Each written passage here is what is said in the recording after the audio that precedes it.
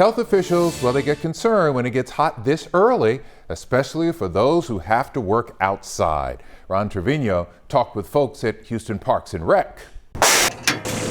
Here at Sylvan Rodriguez Park, the cruel sun keeps getting meaner.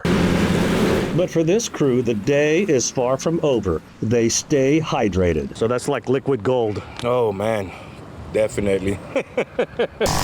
This crew does not take the heat dangers lightly. Houston Parks and Rec has about 250 employees that work daily in parks and even esplanades in this punishing heat. They know from experience you have to take precautions, especially this week. From constant water breaks to hats to more. Me, I always keep my hands covered up. I put on sunscreen before I get started and keep something cool around my wrist and around my neck, so once it dry up, I wet it again and it keep me cool. Of course, what they do applies to all of us. If I were to do some yard work this weekend, what's your advice?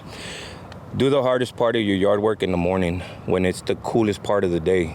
That way you can do the lightest work in the afternoon when it's the hottest part of the day. How concerned are you about the heat?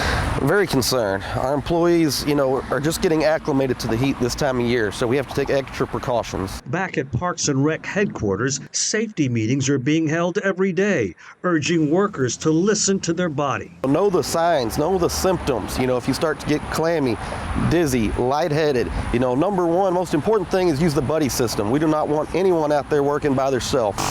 Advice we should all heed to stay safe when it feels like an oven out there. Ron Trevino, KHOU 11 News.